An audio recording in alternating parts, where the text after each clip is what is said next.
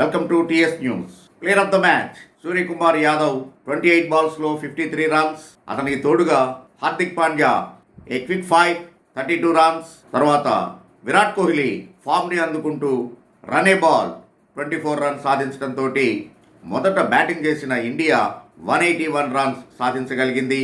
ఆఫ్ఘనిస్తాన్ బౌలర్లలో కెప్టెన్ రషీద్ ఖాన్ 3 వికెట్స్ను సాధించాడు.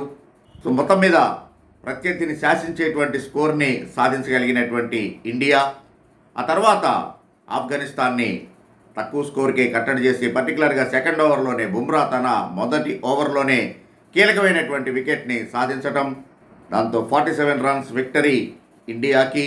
Bumrah a beautiful spell, 4 overs 1 made in 7 runs 3 wickets. చివరిలో ఆఫ్ఘనిస్తాన్ ఇన్నింగ్స్ని ర్యాపప్ చేసినటువంటి హర్షదీప్ సింగ్ 3 వికెట్స్. మొట్టమొదటిసారి ఈ వరల్డ్ కప్ ఆడుతున్నటువంటి కుల్దీప్ యాదవ్ 2 వికెట్స్, అలాగనే జడేజా 1 వికెట్ని, అక్షర్ పటేల్ 1 వికెట్ని సాధించారు. దాంతో కీలకమైనటువంటి విజయం భారత్ సొంతమైంది. కాకపోతే రోహిత్ శర్మ మరొకసారి చాలా చీప్గా అవుట్ అయిపోయాడు. కానీ ఈ సీజన్ లీగ్ మ్యాచ్ల్లో ఫెయిల్ అయినటువంటి కోహ్లీ పట్టుదలతో ఆడి 24 రన్స్. మరొకసారి ఈ వరల్డ్ కప్లో ఫామ్లో ఉన్నటువంటి రిషబ్ పంత్ తక్కువకే అవుట్ అయినా కూడా హార్దిక్ పాండ్యా కీలకమైనటువంటి భాగస్వామ్యాన్ని నెలకొల్పాడు సూర్యకుమార్ యాదవ్ తోటి.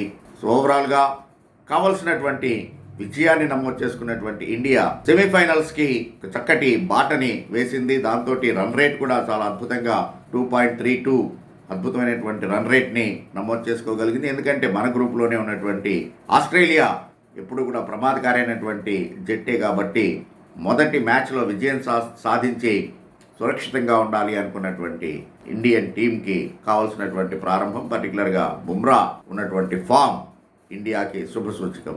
సిరాజ్ ఈ మ్యాచ్ ఆడలేదు. కుల్దీప్ యాదవ్ తనకు వచ్చినటువంటి అవకాశాన్ని చక్కగా ఉపయోగించుకున్నాడు. Thanks for watching TS news.